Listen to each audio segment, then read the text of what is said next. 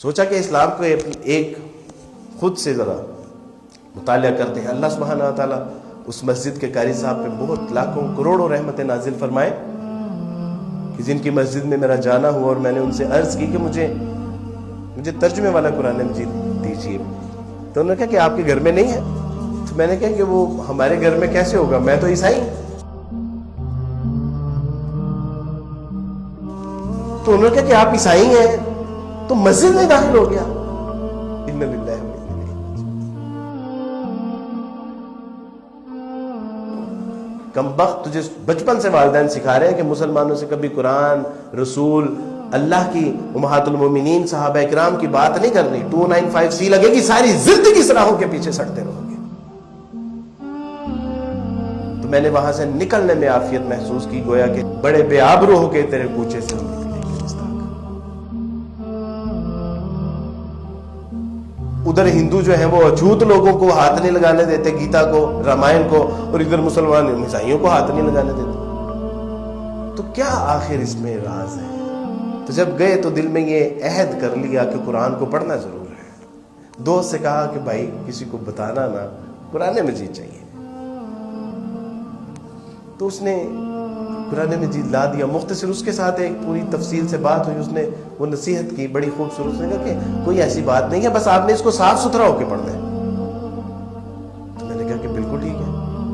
میں نے پہلی بار قرآن مجید کو جب ہاتھ لگایا تو میں نے سوچا کہ شاید آسمان سے بجلی نہ کہیں گر پڑے, کوئی زمین شک نہ ہو جائے, مجھے کوئی جو ہے وہ زمین میں دھنسا نہ دیا جائے, کوئی طوفان نہ آ جائے. اور پھر یہ ساری چیزیں ہوئی میرے دوستوں. پھر یہ وقتاً فوقتاً یہ ساری چیزیں ہوئیں. میں نے جب پہلی بار قرآن مجید کا ترجمہ پڑھا تھا تو میں نے بڑے ڈرتے ڈرتے اس کو کھولا تو میں نے دیکھا الحمدللہ رب العالمین. تمام تعریفیں اس اللہ کے لیے ہیں جو تمام جہانوں کا رب ہے. اور میرے لیے یہ جملہ بہت انسپائرنگ تھا, یعنی کسی کو جھنجھوڑ دینے والا. رب العالمین, کیونکہ ہم نے تو ساری زندگی بائبل میں پڑھا تھا خداوند تمہارا خدا اسرائیل کا خدا ہے, خداوند تمہارا خدا ابراہیم کا خدا ہے, خداوند تمہارا خدا یعقوب کا خدا ہے, خداوند تمہارا خدا رب الافواج کا خدا. لیکن مسلمانوں کا قرآن کیا کہہ رہا ہے؟ الحمدللہ رب العالمین. تمام تعریفیں اس اللہ کے لیے ہے جو رب ہے تمام جہانوں کا. الرحمن الرحیم, وہ مہربان ہی نہیں, وہ بہت زیادہ رحم کرنے والا ہے.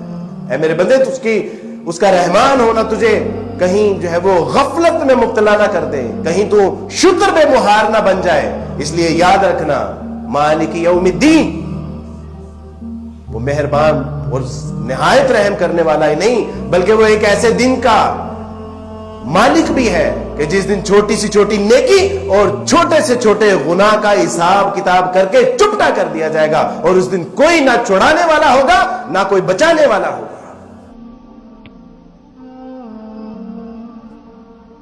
ایاک نعبد و ایاک نستعین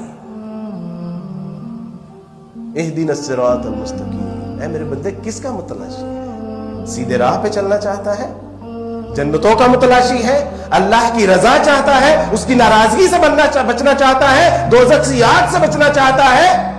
مسیح علیہ الصلوۃ والسلام نے کہا ان اللہ ربی و ربکم فاعبدوہ ھذا صراط مستقیم. کہ یا اللہ عجیب کلام. میں نے کہا کہ یہ وہی کلام نہیں ہے جس طرح تورات, زبور, انجیل تھی, وہ بھی تو اللہ کا کلام ہی تھا, لیکن ان کا حال کیا ہو؟ ثمنن قلیلا, چند پیسوں کی خاطر ان میں بڑھا دی گئی چیزیں, گھٹا دی گئی چیزیں. تو میں نے کہا کہ اسی طرح یہ کلام, تو کلام قرآن نے کہا کہ نہیں, الف لام میم ذالک الکتاب لا ریب فیہ ھدی للمتقین. الف لام میم یہ وہ کتاب ہے کہ جس میں شک شبہ نہیں, شک شبے کا شائبہ بھی نہیں ہے. ان کنتم فی ریب مما نزلنا علی عبدنا فأتوا بسورۃ من مثلہ.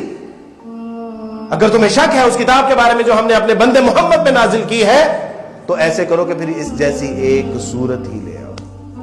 اور اگر تم نہ کر سکو اور ہرگز نہیں کر سکتے تو پھر ڈرنا چاہیے تمہیں اللہ کے شدید ترین عذاب سے.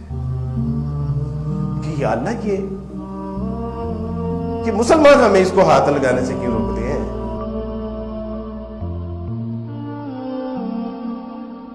کہ تو آپ کہہ رہے ہیں کہ یہ کلام ان لوگوں کے لیے ہے جو اللہ سے ڈرنے والے ہیں.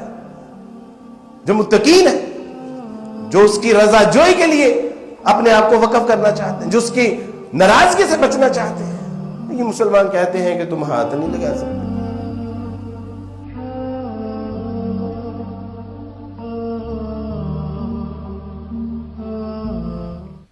إن هذا القرآن يهدي للتي هي أقوم ويبشر